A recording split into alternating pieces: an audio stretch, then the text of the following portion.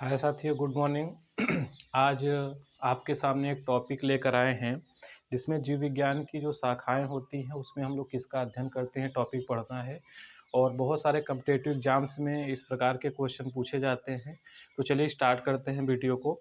तो यहाँ पे देखिए हमने हेडिंग करके रखा हुआ है कि जीव विज्ञान की शाखाएं और उपशाखाएं। तो यहाँ पे हमने 10 शाखाओं का अध्ययन हम लोग स्टडी करेंगे कि 10 शाखाएँ हमने यहाँ पे ली है और उसमें किसका हम लोग अध्ययन करते हैं, उसको हम लोग पढ़ेंगे। तो चलिए स्टार्ट करते हैं वीडियो को। तो देखिए यहाँ पे पहला जो हमने लिया है कि पैलेलियोबायोलॉजी। तो पैलेलियोबायोलॉजी जीव विज्ञान की एक शाखा होती है जिसमें हम लोग किसका अध्ययन करते हैं। तो पैलेलियोबायोलॉजी में हम लोग जीवों के जीवाश्मों का अध्ययन करते हैं। अब जीवों के जीवाश्मों की अगर हम लोग बात करें तो इसमें आपका एनिमल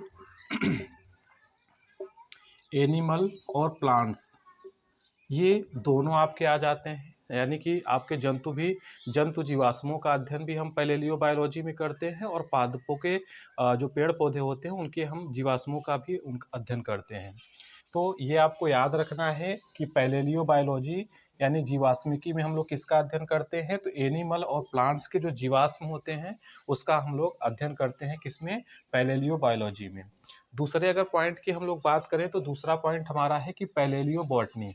अब यहाँ पे देखिए केवल पैलेलियो बॉटनी लिखा हुआ है, तो इसमें हम लोग केवल किसके जीवाश्मों का अध्ययन करेंगे, केवल पादप के जीवाश्मों का अध्ययन करेंगे। यानी कि केवल पेड़ पौधों के जीवाश्मों का ही हम लोग इसमें अध्ययन करेंगे।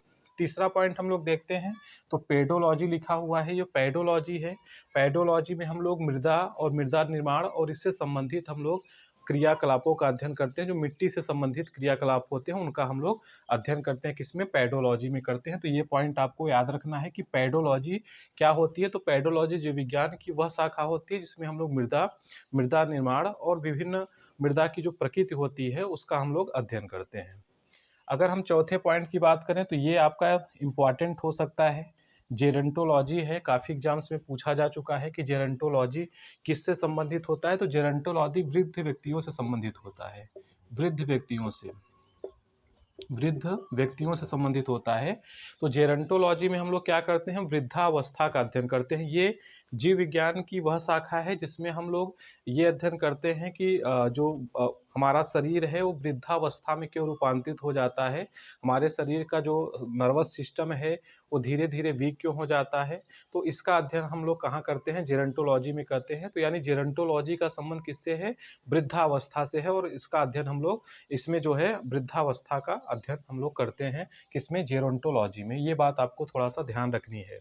उसके बाद है यहाँ पे बायोनॉमी। बायोनॉमी में हम लोग किसका अध्ययन करते हैं, जीवन के नियमों का। ये जीव बायोनॉमी जो है ये जीव विज्ञान की वह शाखा है जिसके अंतर्गत हम लोग मनुष्य के जीवन के नियमों का अध्ययन करते हैं, उसको हम बायोनॉमी कहते हैं। फ्रेनोलॉजी लिखा हुआ है नेक्स्ट पॉइंट यहाँ पे, छठवें नंबर पे फ्रेनोलॉजी। फ्रेनोलॉजी लिखा हुआ है। फ्रेनोलॉजी में क्या होता है कि मस्तिष्क के क्रियाकलापों, जो हमारा ब्रेन है, मस्तिष्क है, इसके क्रियाकलापों, क्रियाशीलता और विक्षिप्तता का अध्ययन करते हैं। यानी कि अगर मानव का जो मस्तिष्क है वो किस प्रकार कार्य करता है और अगर उसमें कुछ भी दिक्कत आ जाती है, कुछ भी प्रॉब्लम्स आ जाती है, कोई समस्या आ जाती है, तो उसका भी अध्ययन हम लोग फ्रेनोलॉजी में करते हैं। तो फ्रेनोलॉजी जीव विज्ञान की वह शाखा है जिसमें मस्तिष्क के विभिन्न भागों की क्रियाशीलता और विक्षिप्तता का अध्ययन किया जाता है। तो फ्रेनोलॉजी को भी आपको याद रखना है। अगला पॉइंट जो है सातवां हमने लिया हुआ है एंथोलॉजी, मैंने लिखा हुआ है यहाँ पे एंथोलॉजी। एंथोलॉजी में किसका अध्ययन किया जाता है, फूलों का अध्ययन किया जाता है। ये भी बहुत पॉपुलर क्वेश्चन है, बहुत सारे एग्जाम्स में पूछे जा चुके हैं कि एंथोलॉजी में जीव विज्ञान की वह शाखा जिसमें हम लोग फूलों का अध्ययन करते हैं, फूलों का अध्ययन करते हैं, उसको हम लोग एंथोलॉजी कहते हैं। और यहाँ पे हिमेटोलॉजी लिखा हुआ है। हिमेटोलॉजी में हम लोग रुधिर का अध्ययन करते हैं, जो हमारा ब्लड होता है उसका स्टडी किया जाता है हिमेटोलॉजी में। तो ये सब जीव विज्ञान की शाखाएं हैं। यहाँ पे नेक्स्ट अगर हम लोग देखें नौवां पॉइंट जो हमारा है, तो नौवां पॉइंट पे हमने यहाँ पे लिखा हुआ है कि एंकोलॉजी, आंकोलॉजी इसको कह सकते हैं आप लोग, आंकोलॉजी। तो आंकोलॉजी में हम लोग किसका अध्ययन करते हैं, तो हम लोग आंकोलॉजी में कैंसर, और उससे संबंधित ट्यूमर का अध्ययन करते हैं। ये ऑन्कोलॉजी जीव विज्ञान की वह शाखा है जिसमें हम लोग कैंसर और कैंसर से संबंधित जो ट्यूमर होते हैं उसका हम लोग अध्ययन कहाँ पे करते हैं, ऑन्कोलॉजी में करते हैं। अगला लास्ट पॉइंट लिखा हुआ है, 10वां जो बिंदु है यहाँ पे मैंने लिखा हुआ है हाइड्रोपोनिक्स, या इसको एरोपोनिक्स के नाम से भी जाना जाता है।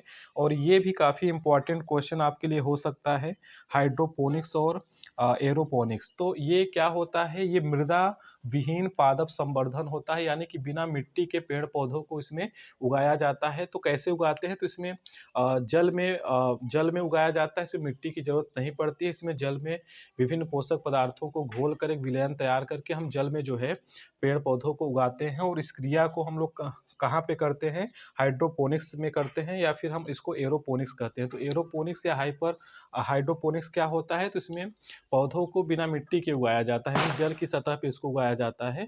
तो हम लोग इसको हाइड्रोपोनिक्स या एरोपोनिक्स कहते हैं। और ये काफ़ी इंपॉर्टेंट है, काफ़ी एग्जाम्स में पूछा जाता है, तो इसको भी आपको ध्यान रखना है।